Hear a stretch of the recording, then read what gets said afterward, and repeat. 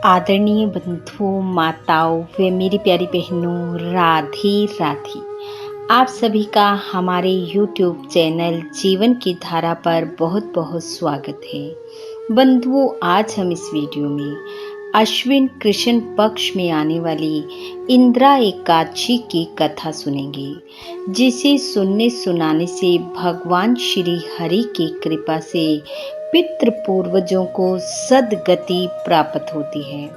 कथा सुनने के बाद यदि आप हमारे चैनल पर नए हैं तो कृपया हमारे चैनल को सब्सक्राइब करें, बेल आइकन को प्रेस करें ताकि हमारी वीडियो की नोटिफिकेशन सबसे पहले आप तक पहुंचे।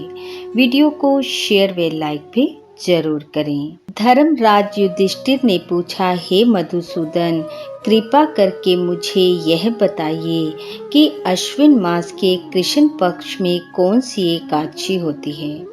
भगवान श्री कृष्ण बोले, हे राजन, अश्विन कृष्ण पक्ष में इंदिरा नाम की एकादशी होती है।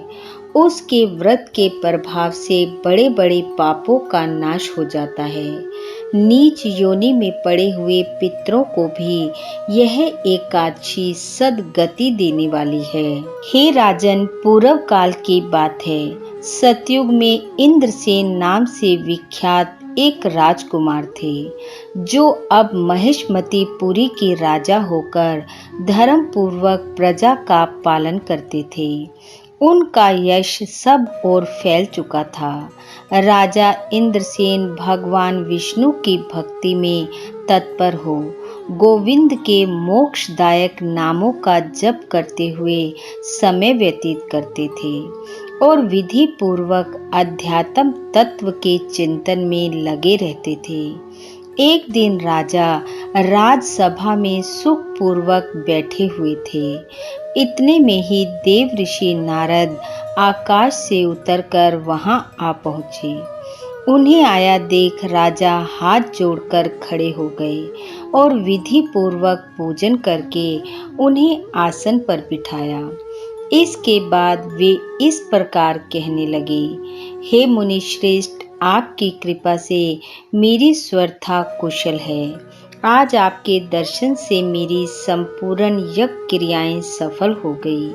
हे देव ऋषि, अपने आगमन का कारण बताकर मुझ पर कृपा करें। नारद जी ने कहा, हे नृप श्रेष्ठ, सुनो, मेरी बात तुम्हें आश्चर्य में डालने वाली है। मैं ब्रह्मलोक से यमलोक में आया था। वहां एक श्रेष्ठ आसन पर बैठा और यमराज ने मेरी भक्ति पूर्वक पूजा की। उस समय यमराज की सभा में मैंने तुम्हारे पिता को भी देखा था।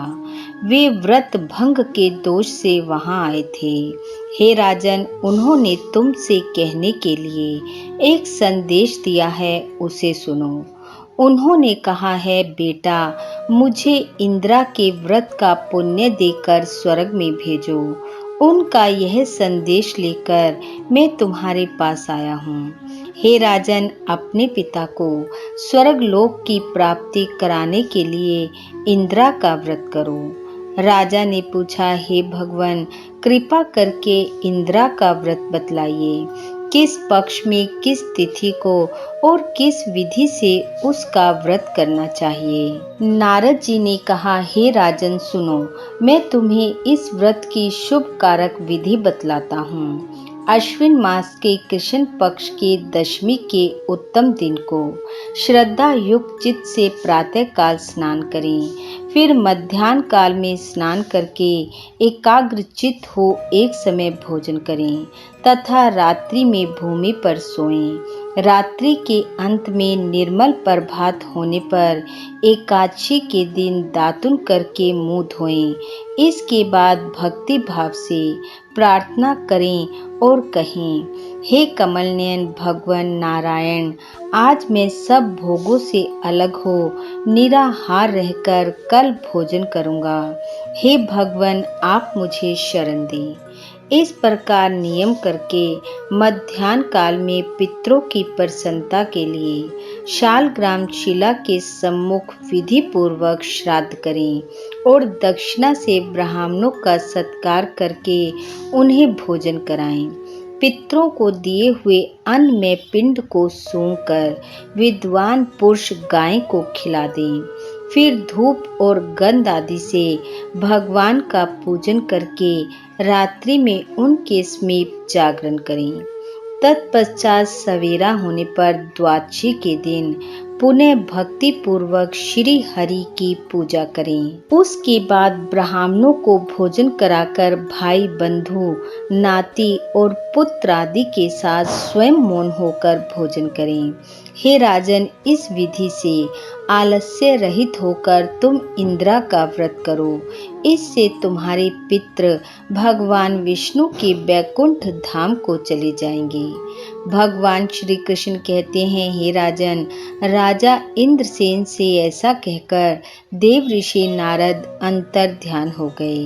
राजा ने उनकी बताई हुई विधि से अंतःपुर की रानियों, पुत्रों और बंधु बांधवों सहित उस उत्तम व्रत का अनुष्ठान किया। हे कुंती नंदन, व्रत पूर्ण होने पर आकाश से फूलों की वर्षा होने लगी।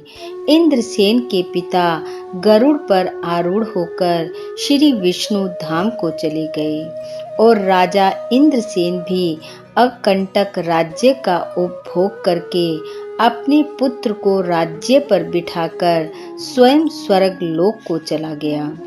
इस प्रकार मैंने तुम्हारे सामने इंद्रा व्रत के महत्व का वर्णन किया है। श्रद्धा पूर्वक इसको पढ़ने और सुनने से मनुष्य सब पापों से मुक्त हो जाता है।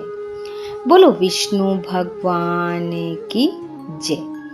बंधु, भगवान श्री हरि व आपके पितृ पूर्वजों की कृपा आप व आपके परिवार पर सदैव बनी रहे। आपका घर आंगन खुशियों से महकता रहे। इन्हीं शुभकामनाओं के साथ आप सबका बहुत बहुत धन्यवाद। राधे राधे।